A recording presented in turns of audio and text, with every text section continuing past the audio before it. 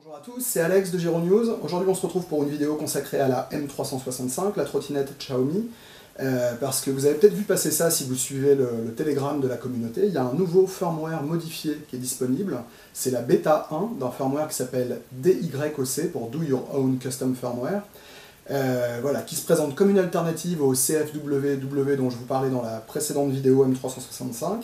Donc aujourd'hui, vidéo en deux temps. D'abord, je vais vous montrer comment installer cette bêta 1, et puis ensuite, on va aller tester sur le terrain ce que ça donne concrètement en termes d'accélération, de vitesse max et de frein moteur.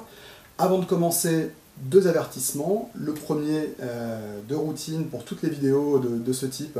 Souvenez-vous que modifier le firmware d'un engin, fatalement, c'est une modification que vous faites à vos risques et périls. Je décline toute responsabilité, les concepteurs du firmware et le monde entier décline toute responsabilité si jamais vous avez un problème sur votre trottinette à cause de ça.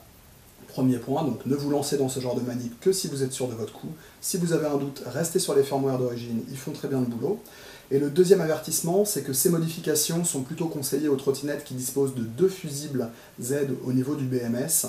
Donc je vous mettrai dans la description et puis dans l'article Giro News qui accompagnera la vidéo les moyens de reconnaître si votre trottinette a un ou deux fusibles. Voilà, maintenant qu'on a fait les avertissements de rigueur, c'est parti. Donc on va commencer par faire la mise à jour vers ce firmware bêta. Il va vous falloir un terminal Android ou un téléphone ou une tablette. C'est pas compatible avec iOS. Okay, donc si vous n'en avez pas, il faut vous en faire prêter un ou en trouver un dans votre entourage. Moi ici je le fais avec une tablette. Direction Google Play pour télécharger cette application qui s'appelle M365 Down, G pour Downgrade. Cette appli, en fait, elle est faite pour charger les firmwares de votre choix sur la M365. Au préalable, il faudra que vous ayez récupéré par l'intermédiaire des liens de téléchargement que je vous mettrai dans la description, le firmware en question.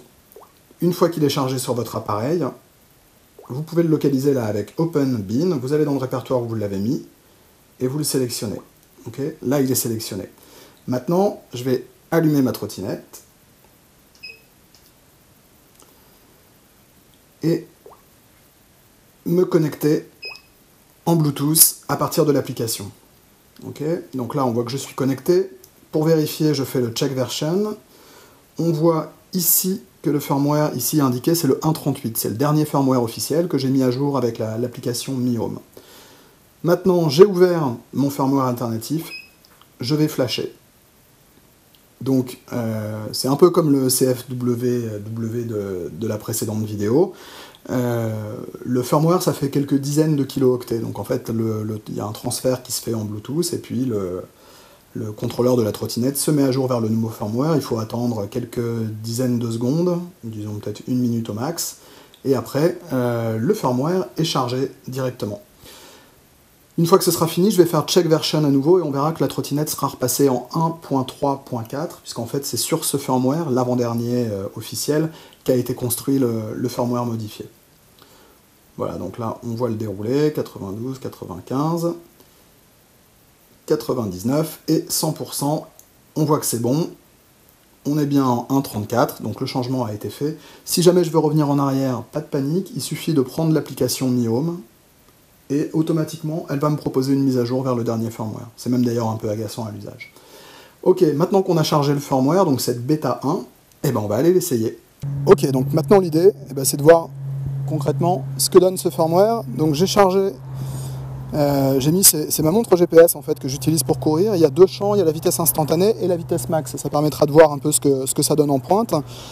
Et là, on fait l'essai donc sur une trottinette de fusible. Elle est de mars 2017 et elle est chargée à 85 ou 90%. Ok, donc on vient de charger le firmware. Alors là, il est réglé pour qu'on ait juste une toute petite impulsion à donner pour démarrer.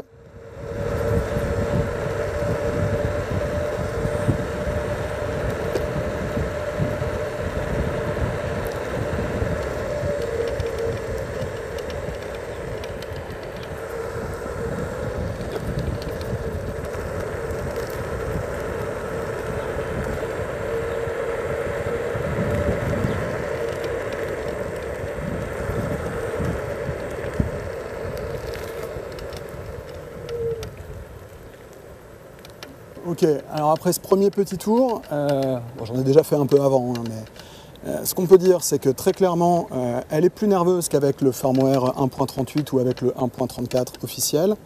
On récupère un petit peu de frein moteur, là il est réglé en weak, en faible, pour pas, pour pas gréver, puis surtout pour pas prendre de risque de surtension au niveau de la batterie. La vitesse de pointe, vous l'avez vu, on est à 29 km/h, c'est à peu près ce que j'atteignais avec le firmware CFWW.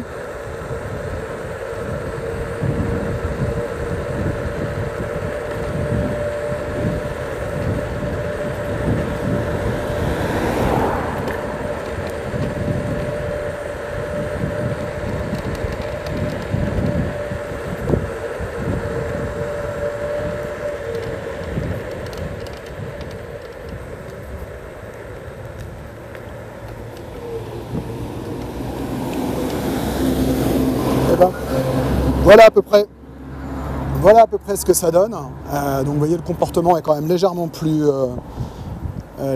nerveux qu'avec les firmwares d'origine. Et pour l'instant, c'est plutôt du tout bon. On retrouve la possibilité des réglages dans l'application. Voilà. Et écoutez, c'est une bêta 1, donc je la teste pas plus que ça, mais on reviendra certainement sur le sujet dans quelques jours. D'abord peut-être quand le logiciel aura évolué, et puis pour voir un peu quels peuvent être l'impact en termes d'autonomie ou en termes de performance sur des terrains en côte notamment, histoire de voir si le franchissement augmente. On vous dit donc à bientôt pour une nouvelle vidéo, et d'ici là, roulez bien. Salut!